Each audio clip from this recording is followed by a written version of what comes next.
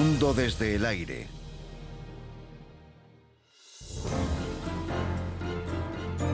Estados Unidos, Dakota del Sur. A continuación,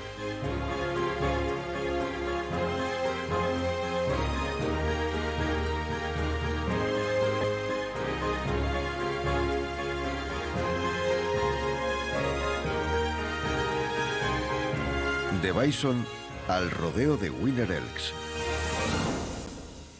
Nuestro viaje a lo largo de Dakota del Sur comienza en el pueblo de Bison, llamado así por la gran cantidad de bisontes que en su día vagaban por el continente y que afortunadamente han comenzado a hacerlo de nuevo.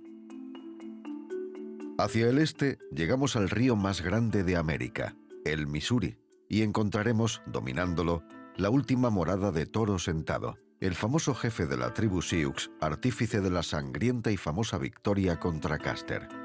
Hacia el sur nos toparemos con la enorme presa de Oahe, una de las mayores construcciones del mundo hechas por el hombre y fuente vital de energía hidroeléctrica para la zona. Más al este visitaremos la ciudad de Mitchell y admiraremos su extravagante palacio de maíz, un edificio decorado con murales hechos solo de esta gramínea. Por último, llegaremos al pequeño pueblo de Winner y aquí presenciaremos una estupenda y extremadamente peligrosa tradición estadounidense, el rodeo. En el medio oeste estadounidense, en el estado de Dakota del Sur, se encuentra el pequeño pueblo de Bison, un clásico pueblo agrícola del medio oeste cuyo equipo de rugby, el Bison Cardinals, representa al instituto local.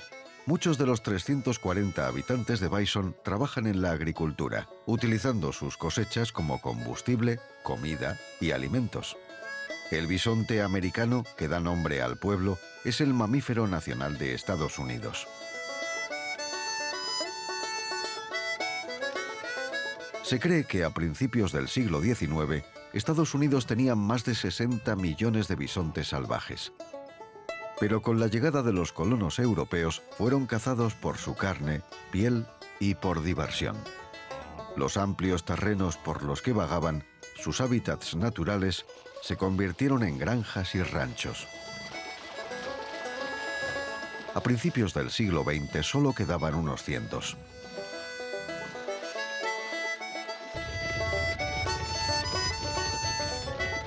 Hoy, gracias a las labores de conservación, el bisonte ha escapado de una casi segura extinción y se calcula que su población ha aumentado hasta los casi 200.000 ejemplares. Hacia el norte, llegamos a la vertiente sur del Río Grande, donde encontramos una amplia variedad de hábitats, incluyendo praderas, zonas erosionadas y dunas de arena que conforman la pradera nacional del Río Grande. Las dos vertientes del Río Grande confluyen aquí, en el embalse de Shade Hill. Este lago de 19 kilómetros cuadrados fue creado cuando se construyó la presa de Shade Hill en 1951. El embalse es un popular destino de pesca, con percas y carpas principalmente. En el sur del embalse se alza un monumento al aventurero Hugh Glass. En 1822, Glass se unió a una expedición de tramperos en el Missouri. Pero en 1823, en este remoto lugar, a cientos de kilómetros de cualquier asentamiento, fue atacado por un oso grizzly. Le rompió la pierna y le desgarró la espalda y la garganta. A pesar de sus terribles heridas, Glass consiguió matar al oso, pero sus dos compañeros le dieron por muerto. Días después, Glass volvió en sí. Solo y herido de gravedad, consiguió llegar hasta el pueblo más cercano a una distancia de más de 300 kilómetros. Más tarde localizó a los hombres que le abandonaron y sorprendentemente les perdonó.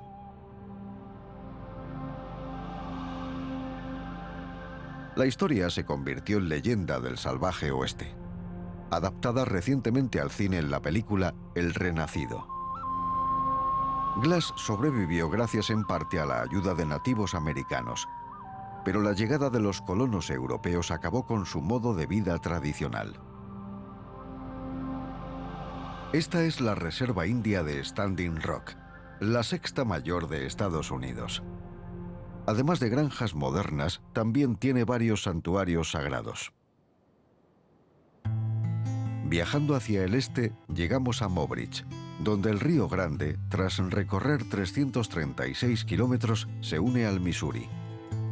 Apodado de Big Muddy por la cantidad de sedimentos que arrastra, el Missouri es el río más grande de Norteamérica y el 15º del mundo.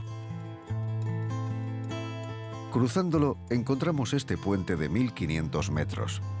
Fue construido en 1959 por el Cuerpo de Ingenieros del Ejército de los Estados Unidos y reformado en 1980. Por él pasa la Ruta 12 recorriendo el estado de este a oeste.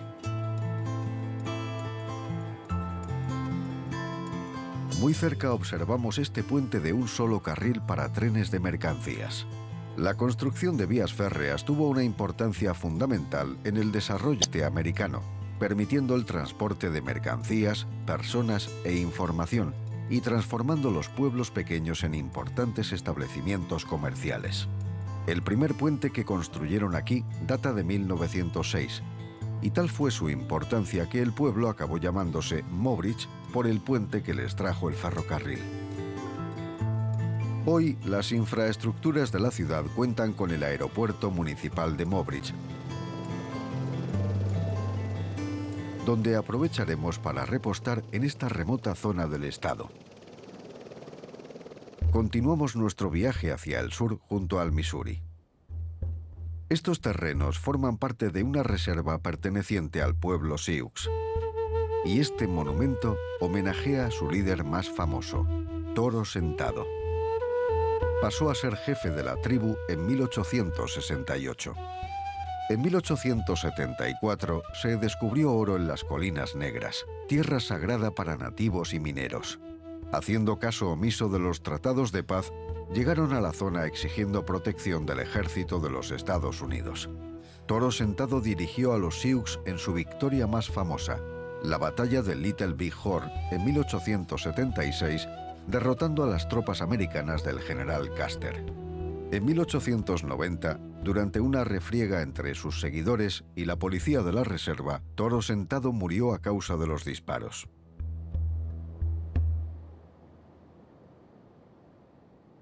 Continuamos hacia el este, dejando atrás espectaculares colinas ondulantes para llegar al núcleo rural del estado. De repente, y de forma inesperada, nos encontramos con esta antena de televisión. Es extraordinario que incluso en zonas tan aisladas como esta haya cobertura de televisión, internet y telefonía móvil. Seguimos rumbo hacia el este para llegar al pueblo de Hoven y su extraordinaria iglesia. Este sorprendente edificio es réplica de una catedral centenaria de Rummansfelden, Bavaria. Fue construida por un sacerdote bávaro, Anthony Helbrecht, en 1917. Anteriormente se alzaban dos iglesias de madera, pero ambas se derrumbaron por las duras condiciones de su entorno. Entonces Helbrecht pidió a los vecinos que donaran la construcción de una iglesia. Su chapitel, alzándose más de 40 metros, es conocida como la Catedral de las Praderas.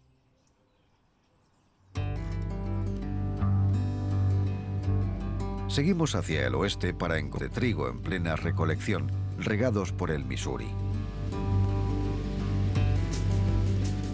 La agricultura es la industria predominante de Dakota del Sur y contribuye con $21.000 millones a las arcas del estado. Las cosechas son valiosas y también vulnerables. Pueden echarse a perder por el clima, concretamente por sequías, inundaciones o heladas. Una mala cosecha genera un impacto tremendo en los agricultores y en la economía de Dakota del Sur. El estado fue uno de los muchos que en los años 30 fue conocido como zonas semiáridas, cuando la sequía y el exceso de cultivo causó terribles tormentas de arena por una parte y malas cosechas por otra. Aunque vemos ahora, parece que será una buena cosecha. De vuelta al Missouri, descubrimos el parque West Whitlock, en su día lugar habitual de acampar las tribus Arikara y Mandan. Hoy atrae a excursionistas aficionados a la pesca y a los deportes acuáticos. Los visitantes acceden por el puente Forest City, que con sus 1.400 metros de longitud permite a la autopista 212 cruzar el río. Al sur tropezamos con el lago Oahe. El Misuri es uno de los ríos más transformados por el hombre en América, y este amplio embalse es uno de los varios que salpican su recorrido. Lo que implica que al norte de Nebraska, el Misuri deje de ser navegable. La presa de Oahe es la más grande de las 6 junto al Misuri y la 14ª del mundo.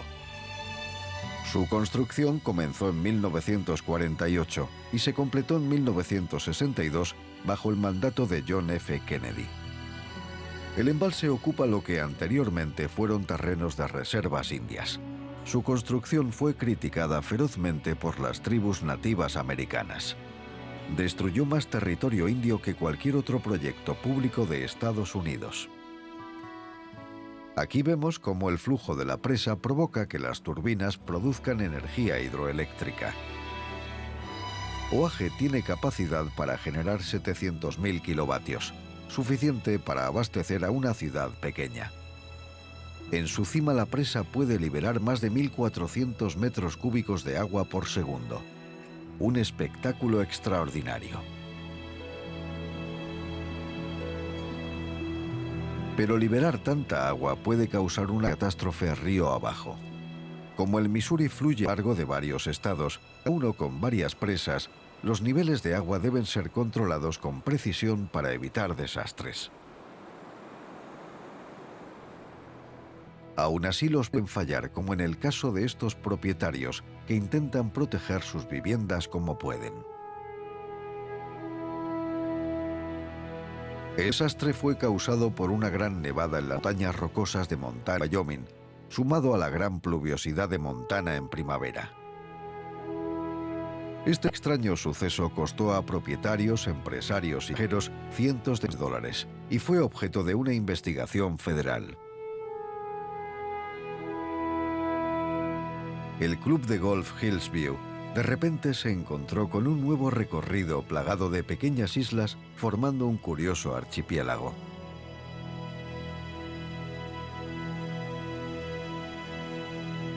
Este nuevo campo de golf, que había sido inaugurado antes del desastre, necesitará 2 años para recuperarse y reparar los daños. Llegamos ahora a la capital del estado, Pierre. Fundada en 1817, fue el primer asentamiento permanente en Dakota del Sur. Su nombre proviene de un comerciante de pieles de origen francés. Fue declarada capital de Dakota del Sur en 1889 por su ubicación en pleno corazón del estado. Con una población de menos de 14.000 habitantes, es una de las capitales estatales más pequeñas del país. Aún así, a pesar de su tamaño, se administra desde este imponente edificio, el Capitolio Estatal de Dakota del Sur.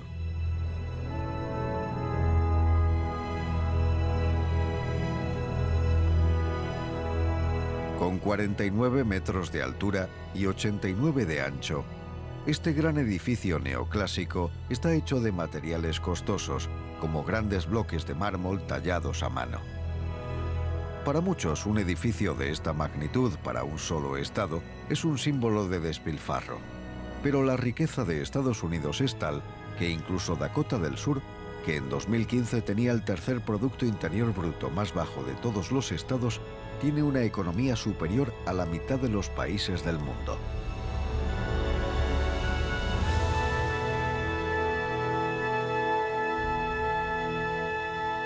El edificio alberga las oficinas de todos los empleados públicos del estado, incluido el gobernador.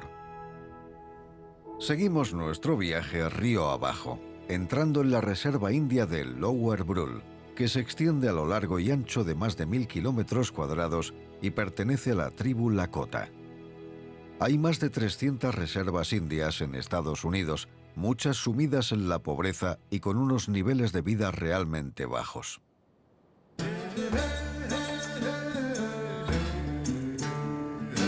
Lower Brule es el pueblo principal de la reserva. Tiene 600 habitantes, de los cuales la mitad viven por debajo del umbral de la pobreza. Esta reserva es una de las más humildes de Estados Unidos.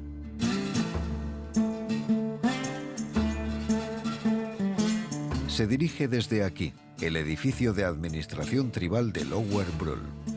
Construido en 2001, tiene como objetivo revitalizar el desarrollo económico preservando las antiguas tradiciones y su cultura.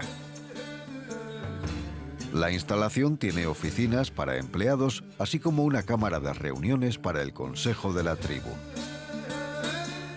También actúa como punto de información para visitantes, proporcionando acceso a atracciones, actividades y programas de verano.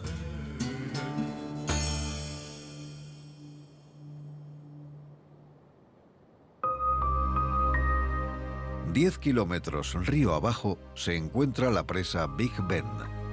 Con 29 metros de altura y 3 kilómetros de longitud, la presa fue construida por el Cuerpo de Ingenieros del Ejército entre 1959 y 1964. Su construcción desplazó a miles de nativos hasta las reservas más cercanas de Lower Brule y Crow Creek. Además, destruyó terrenos agrícolas usados durante milenios para el cultivo de comida y medicinas tradicionales.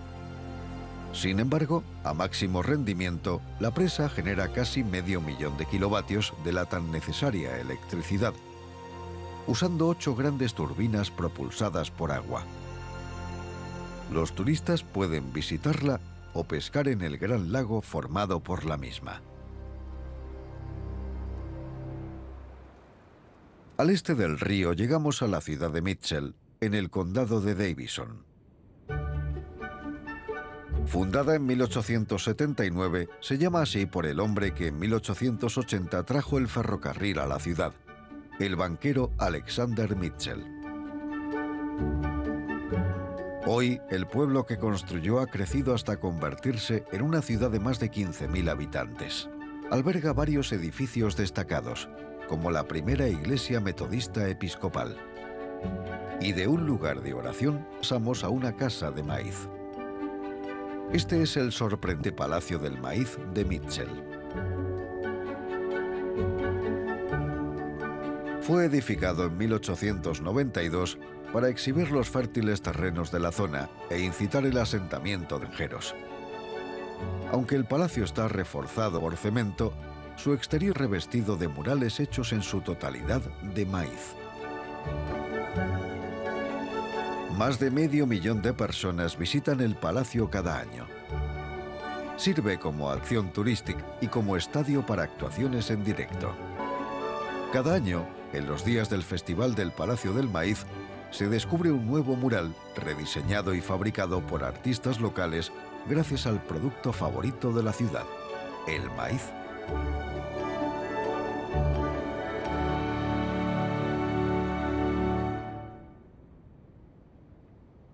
Nos dirigimos ahora al oeste por la Ruta 90, la autopista principal del estado.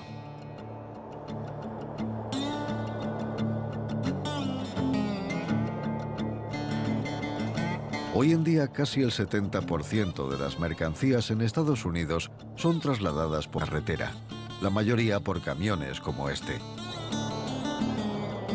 En los últimos años, la industria camionera norteamericana ha afrontado ciertos desafíos, como el aumento del coste del combustible o la preocupación por el impacto medioambiental de los transportes por carretera.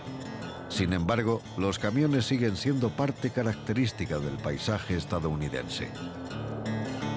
La Ruta 90, con casi 5.000 kilómetros, es la interestatal más grande de Estados Unidos, llevando el tráfico desde Boston, en la costa este, hasta Seattle, en la oeste.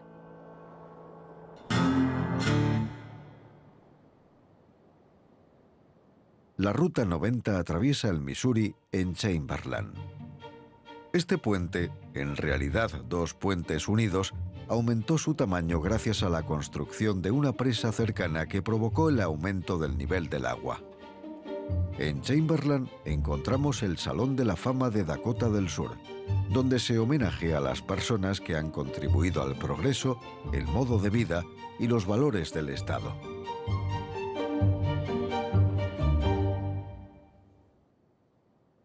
Nos desplazamos más al oeste, atravesando amplias praderas, para llegar a la ciudad de Winner. El pueblo recibió este nombre porque la ciudad ganó el premio al puesto social más próspero del condado en 1909.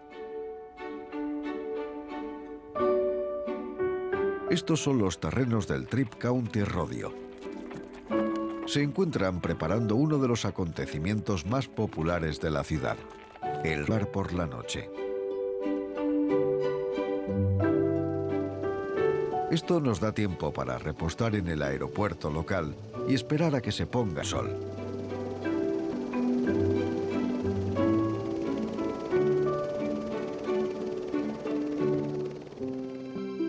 Y cuando lo hace, con un fantástico despliegue de color, volvemos al rodeo en el que nos uniremos a la multitud.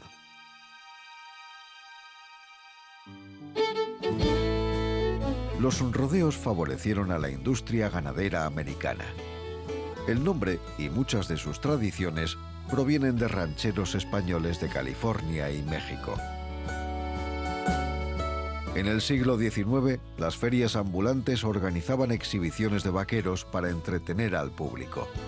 La primera competición de rodeo fue en 1890 y forma parte de la cultura estadounidense. La competición incluye lazada con huida. En este evento cronometrado, el ternero sale de un redil o corral. El vaquero debe echarle el lazo y luego soltar la cuerda.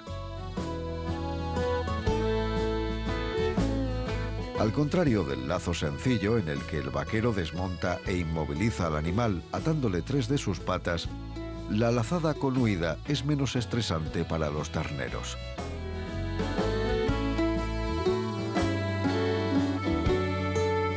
También hay concursos de lazo doble.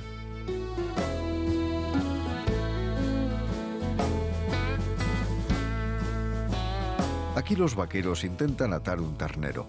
Uno lo hace por el cuello y el otro por las patas traseras. La técnica fue desarrollada por auténticos vaqueros que debían atrapar o inmovilizar animales demasiado grandes y peligrosos para hacerlo solos.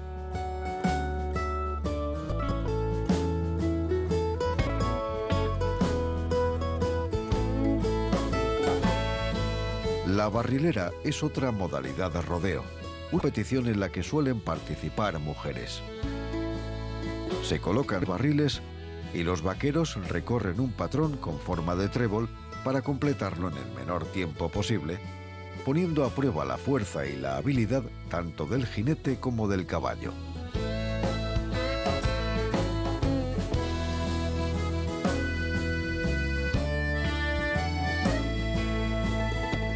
Cuando vuelven a la línea de salida se detiene el cronómetro.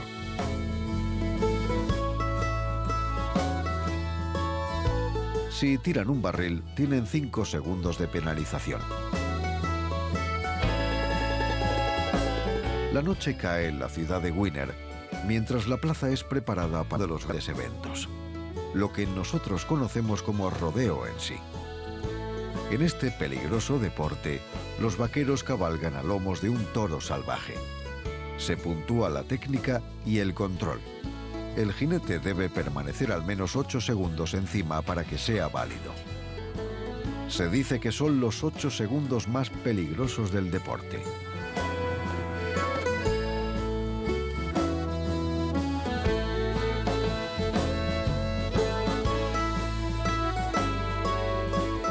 El rodeo hace que Winner, con su mezcla única de tradiciones americanas, feroz competición y gran peligro, sea un emocionante lugar para finalizar nuestro viaje.